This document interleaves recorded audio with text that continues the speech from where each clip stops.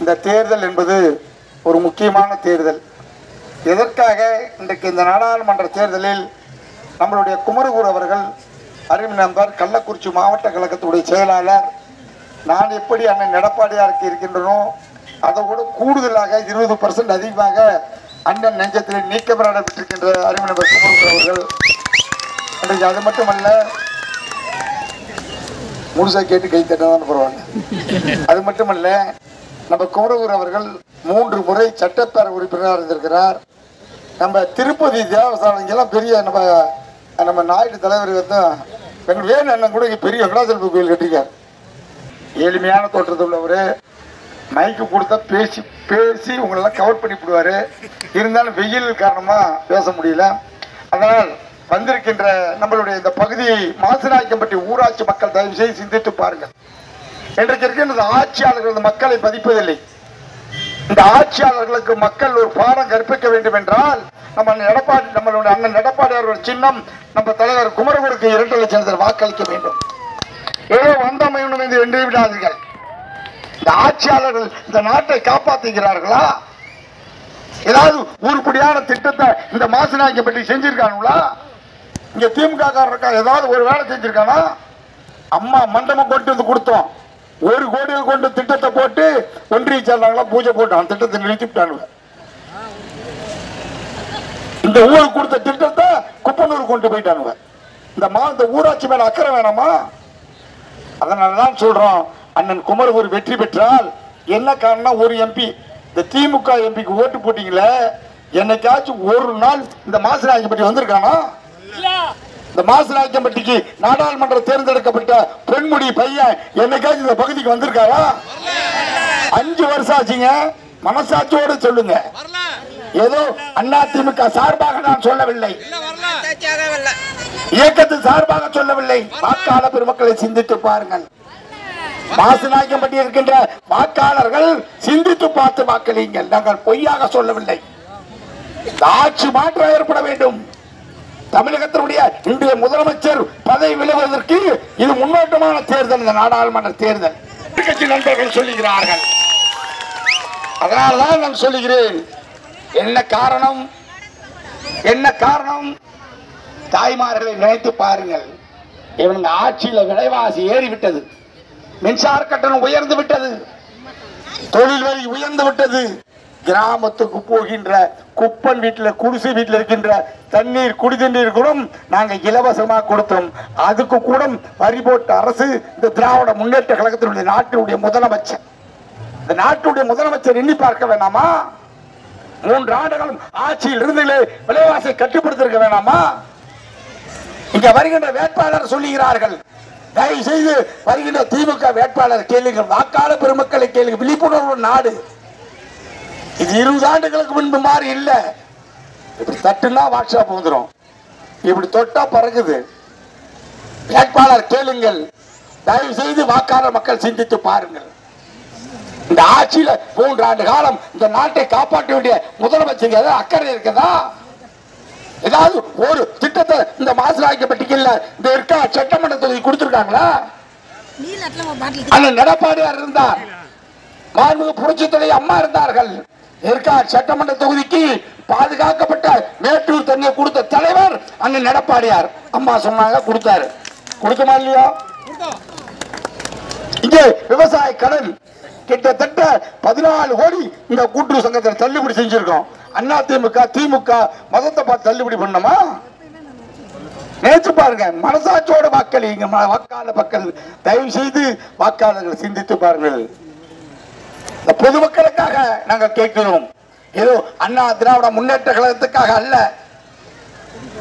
எவ்வளவு பெரிய கொடுமை! இங்க வருகின்ற வேட்பாளர் பேசுகிறார், நாங்க வந்தா பவுன் சொல்றோம், ஒரே ஒரு கருத்து சொல்லி ஓட்டு கேட்கிறாங்க.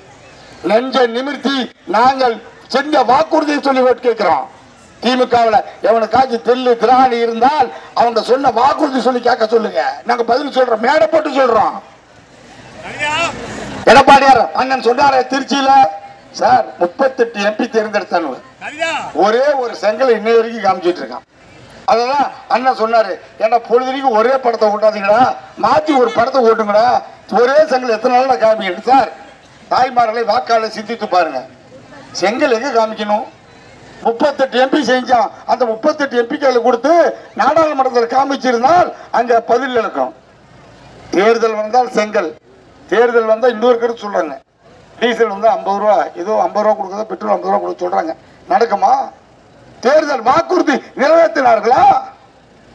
ஒரு 1000 ரூபாய் மகளிருக்கு உரிமை தொகை தருவதாக சொல்லி வாக்கு வாங்கி இந்த மாசனாக்கியப்பட்டியில சுமார் 3000 ரேஷன் கார்டு இருந்தாக்கா ஒரு 500 பேர் கொடுத்திருக்காங்க. அந்த 2500 தாய்மார்கள் நிலைமை எண்ணி பாருங்கள். அந்த வீட்டுக்காரன் திட்டான். சிறுவாச்சூர்ல பார்த்தேன். அங்க சொன்னாங்க அவன் வீட்டுக்காரன் மல்லிகான்னு வீட்டுக்காரன் மனைவி பேர் மல்லிகா. அந்த மாதிரி சொல்றாரு, ஏண்டி நீ உனக்கு நான் கல்யாணம் பண்ணிட்டு உனக்கு உரிமை தொகை நீ சரியில்லையா இருக்கான். தேர்தல் வாக்குறுதி என்ன சொன்னீங்க? அனைத்து குடும்ப தலைவிக்கும் கொடுப்பதாக தானே சொன்னீங்க. கொடுத்திருக்கணுமா கொடுத்திருக்க வேண்டாமா?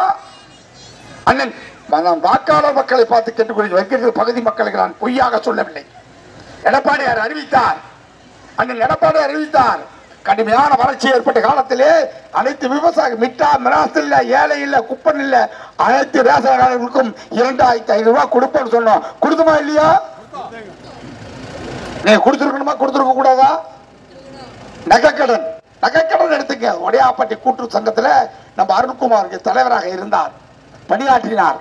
அவர் சொன்னார், நிறைய பேர் வைக்காதீங்கடான்னு. நம்ம 2 பேர் வச்சு விட்டு கடங்காரன் ஆயிட்டான். என்னடான்னு கேட்டேன். இந்த பாலெல்லாம் ஒடையாப்பட்டியில் வச்சு விட்டான். போய் எங்கேயும் அக்கா தங்கச்சி நகையெல்லாம் வாங்கிட்டு போய் வச்சு நல்லா ஜாலியாக செலவு பண்ணிவிட்டான். நான் அப்பயே வைக்காதடான்னு. ஸ்டாலின் சொன்னால் நடக்க மாட்டான்னு.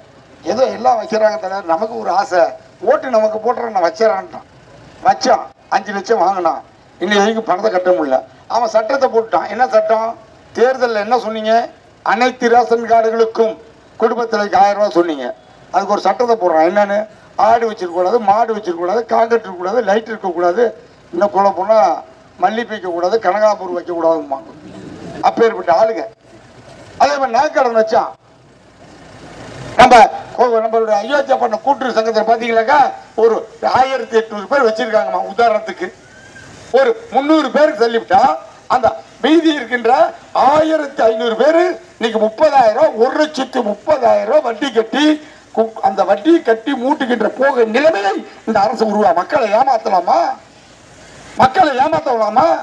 அதுக்காக தான் கத்துறோம். உங்களுக்காக தான் வெயில கத்திட்டு இருக்கோம். 3 ஆண்டுகள் போராட்டம் நடத்திட்டோம், ஆர்ப்பாட்டம் நடத்திட்டோம், பிரச்சாரத்தை சொல்லிட்டோம். இந்த ஆட்சியாளரை செஞ்சு பாருங்கள். விலைவாசி குறைங்கள். எங்க சகோதரி தாய்மார்கள் புரட்சி தலைவர் அம்மா அவர்கள் இருந்திருந்தால் இந்த விலைவாசி ஏறி இருக்குமா? புரட்சி தலைவர் அம்மா அவர்கள் இருந்திருந்தால் தாய் உள்ளத்தோடு உங்களுக்கு விட்டுருப்பாங்களா? மாண்புமிகு அம்மா இல்லாத இந்த இயக்கத்தை அண்ணன் எடப்பாடியார் 1.5 கோடி தொண்டர்களை 2 கோடி தொண்டர்களாக உருவாக்கி இந்த உங்களுக்காக விடிய விடிய கஷ்டப்பட்டு இருக்கார். ஏதோ திராவிட முன்னேற்ற கழகத்தினுடைய வேட்பாளர் வருவார், திருப்பி ஒரு பொய்ய சொல்லுவார். நாங்க அதை கேளுங்க, தயவு செய்து கேளுங்க வாக்காளர். அதனால்தான் மீண்டும் மீண்டும் சொல்லுங்க, ஒரு திட்டத்தை கூட உருப்படியா செய்யல. ஏற்காடு சட்டமன்ற தொகுதியில அண்ணன் எடப்பாடியார் 5 ஆண்டு காலம் ஆட்சியில் இருந்தார். இதோ இங்க இருக்கின்ற அருகாமையில் இருக்கின்ற அயோத்தியா பட்டணத்தில் இருக்கின்ற ரயில்வே கேட்டுக்கு 40 கோடி நிதி ஒதுக்கி நிலத்தை கையெடுத்து விட்டார். 3 ஆண்டுகள் ஆட்சி. இந்த ஆட்சியாளர் செய்திருக்கூடாதா? இதோ ஏற்காடு மலையில 100 கோடியில ஒரு திட்டத்தை கொண்டு வந்த திட்டத்தை தொடங்கணும், அடிக்கல் நாட்டம், திட்டம் தொடங்கப்பட்டது. உடனே அந்த ஆட்சி வந்த பிறகு அந்த ரத்து செய்து கொடைக்கானல் கொண்டு போயிட்டாங்க. இந்த மாவட்டத்து மேல ஏதாவது அக்கறை இருக்கா உங்களுக்கு? அதனால தான் சொல்லுகிறேன். ஏனென்றால் இது முக்கியமான தேர்தல். உங்கள் வீட்டு பிள்ளை, உங்களுக்காக உழைக்கிறவர் குமரகுருக்கு வாக்களியுங்கள். திராவிட முன்னேற்ற கழகத்தினுடைய பொய் பிரச்சாரங்கள் ஈடுபடாது. இந்த தேர்தல் அதர்மத்துக்கும் தர்மத்துக்கு நடக்கின்ற தேர்தல். உங்களை நம்பிதான் இருக்கிறார். உங்கள் வீட்டு பிள்ளை தர்மம் வெல்ல வேண்டும் என்றால் நீங்கள் அனைவரும் மனசாட்சியோடு மனமாற்றத்தோடு நீங்கள் பணியாற்றுங்கள். வாக்காளர் பொதுமக்கள் என்ன சொல்லுவார்? நேற்று குணத்திலும் எடப்பாடியார் சொன்னார், எங்களுக்கு கூட்டணி திமுகவுடைய அருமை கேப்டனுடைய விஜயகாந்த், பிரேமலதா, அந்நியார் அவர்கள் இருக்கிறார்கள். வலுவான கூட்டணி அமைத்தாலும் அண்ணன் சொன்னார், மூப்பெரு தலைவர், ஒரு பக்கம் புரட்சி தலைவர் எம்ஜிஆர், ஒரு பக்கம் புரட்சி தலைவர் அம்மா, ஒரு பக்கம் கேப்டன் விஜயகாந்த். மூப்பெரு தலைவரும் ஆசீர்வாதம் எங்க பக்கத்தில் இருக்கிறது. நாங்கள் 100% வெற்றி பெறுவோம். அதற்கு மேலாக ஒரு சக்தி இருக்குது. மக்களோட கூட்டணி வச்சிருக்கிறோம். இன்னைக்கு வாக்காளர் பேசுகின்ற பேச்சு குமரகுரு 2 லட்சம் வாக்கு வித்தியாசத்தில் வெற்றி பெற்றார் என்று பேசுகின்ற பேச்சு எங்களுடைய காதில் உழுந்து கொண்டிருக்கிறது. அதைதான் நீங்க வாக்காளரை சிந்தித்து தயவு செய்து ஒரு ஓட்டு ஏதோ ஒரு ஓட்டு அங்க போடலாம் இங்க போடலாம் வாக்கு விலக்கி விடார்கள். திராவிட முன்னேற்றத்துக்கு போடுகின்ற வாக்கு அது எதுக்கும் உதவாத வாக்கு. அதிமுக போடுகின்ற வாக்கு உங்க காலடியில் பணியாற்றுவதற்கு ஒரு வாக்கு. உதவாத வாக்கு போடுவது நியாயமா, உங்களுக்கு பணியாற்றக்கூடிய வாக்கு போடுவது நியாயமா என்று வாக்காளர் மக்கள் சிந்தித்து பார்த்து வாக்களிங்கள். 18 நாள் தேர்தல் காலம், 18 நாள் போர்கள் நடக்கின்ற பொழுது தர்மம் வென்றது. அதே மாதிரி 18 நாள் போர்களும் முடிந்த பிறகு தேர்தல் முடிந்த பிறகு அண்ணன் எடப்பாடியார் அறிவித்த அனைத்து வேட்பாளர் வெற்றி பெறுவார். தமிழகத்திலே குமரகுரு கள்ளக்குறிச்சி நாடாளுமன்ற நான் 2 லட்சம் வாக்கு வித்தியாசத்தில் வெற்றி பெறும். அதில் எந்த மாறுபட்டு கருத்து கிடையாது. ஏனென்றால் கள்ளக்குறிச்சியிலே 3 சட்டமன்ற தொகுதி, கள்ளக்குறிச்சியிலே தியாகதுரம், சங்கராபுரம், கள்ளக்குறிச்சி, நம்மளுடைய சேலம் புறநகரம் மாவட்ட கழகத்திலே ஆத்தூர் சட்டமன்ற தொகுதி, ஏற்காடு சட்டமன்ற தொகுதி, நம்மளுடைய கெங்கவெளி சட்டமன்ற தொகுதி. இந்த 6 சட்டமன்ற தொகுதியும் 4 சட்டமன்ற தொகுதி முத்தான 4 சட்டமன்ற அதிமுக எம்எல்ஏ தான் இருக்காங்க. அதெல்லாம் ஒண்ணுங்க திமுக வேலையே கிடையாது. அதனால வந்திருக்கின்ற அன்பு சகோதரிகளே, நம்ம தங்கைமார்களே, அம்மாமார்களே, அனைவருக்கும் குமரகுரு பொண்ணு கூட வந்திருக்கு. என்ன உங்க ஊர் குமரகுரு பொண்ணு கூட வந்துருச்சு. இப்போ அவங்க வெயில்ல அவங்க பாப்பா கூட அந்த பொண்ணை பார்த்தாச்சும் கொஞ்சம் ஓட்ட போடுங்கப்பா. பாவம் அந்த பாப்பாவும் நேற்று கூட ஏற்காடு போச்சுன்னு சொன்னாங்க. விடிய விடிய வேலை பார்க்குறாங்க. எப்படி எதற்காக? உங்களுக்காக. அவங்க அப்பா ஜெயிக்கணும்ல, ஜெயிச்சு இந்த நாட்டு மக்களுக்கு நல்லது செய்யணும் நோக்கத்தோடு பணியாற்றுகிறார். வெற்றி விடாதீர்கள். உங்கள் எண்ணமே நிற்கிறார். உங்களுக்காக உழைக்கிறவர். எதிர்கட்சியில் இருக்கின்ற வேட்பாளர் யாருன்னே தெரியாது. நான் இன்னும் ஒரே ஒரு கருத்து சொல்றேன். நாடாளுமன்றத்தில் வெற்றி பெற்ற அந்த பொன்முடிய பையன் வந்தாரு, ஜெயிச்சார், டெல்லியில் போய் படுத்துக்கிட்டார். 5 வருஷம் வந்து கிளம்பு ஏதோ ஒரு கம்பெனி நடத்திட்டு இருக்காரு, போயிட்டாரு. ஆனா இப்ப ஒரு யாரு உங்களுக்கு தெரியும்? இப்ப ஒரு சிங்கப்பூர்ல கம்பெனி வச்சிருக்காரு, அவரும் போடுவாரு. நம்ம குமரூர் காலேஜ் இங்க வருவார். நமக்கு உழைக்கிறவர்களுக்கு வாக்களியுங்கள். உங்களுக்காக உழைக்கிறவர் குமரகுரு. நண்பர் குமரகுரு உங்களுக்காக உழைக்கிறவர். தினந்தோறும் பார்க்கலாம், எப்ப போன் பண்ணால் வருவார். நான் எப்படி மாவட்ட கழக செயலராக இந்த மாவட்டத்தில் பணியாற்றுகிறேனோ அதுக்கு மேல் பணியாற்றக்கூடிய ஒரு நண்பர் உங்களுக்காக பணியாற்றுவர்கள். வந்திருக்கின்ற வாக்காளர் பெருமக்கள் அனைவரும் ஒரு பாதம் தொட்டு பணியோடு கேட்டுக்கொள்கிறேன். இந்த அரசை அகற்றுவதற்கான இந்த தேர்தல், விலைவாசி உயர்வை கட்டுப்படுத்துவதற்கான தேர்தல், மின்சார கட்டண உயர்வை கட்டுப்படுத்துவதற்கான தேர்தல். அதனால் வாக்களிப்பிற்கு 2 சின்னத்திற்கு மாறி திராவிட முன்னேற்ற வாக்களித்தால் இன்றைக்கு 5000 ரூபாய் கட்ட வேண்டிய கரண்ட் பில்லு 15000 ரூபாய்க்கு தேர்தல் முடிந்தவுடனே கட்டப்பட வேண்டிய நடவடிக்கை தள்ளப்படுவார்கள். ஆட்சியாளர்கள் மக்களை ஏமாத்துகிறார்கள். மக்கள் மன்றத்தில் பேசுகிறார்கள். விவசாயிகளுக்கு பணம் இல்லை, வியாபாரிகளுக்கு பணம் இல்லை. மக்கள் பேசுகின்ற பேச்சு அண்ணன் எடப்பாடியார் கருத்தை வலுப்படுத்த வேண்டும் என்றால் நமது சின்னம் இரட்டை இலை, இரட்டை இலை, இரட்டை இலை, இரட்டை இலை. நம்ம குமரகுரு 2 லட்சம் வாக்கு வித்தியாசத்தில் வெற்றி பெறுவாரா? கவுண்டியக்கான வெற்றி பெறுவாரா? வெற்றி பெறுவாரா?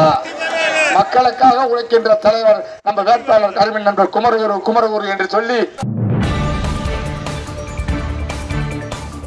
செய்திகளை உடனுக்குடன் தெரிந்து கொள்ள நமது அம்மா இணையதள தொலைக்காட்சியை சப்ஸ்கிரைப் செய்து அருகில் உள்ள பெல் ஐகானை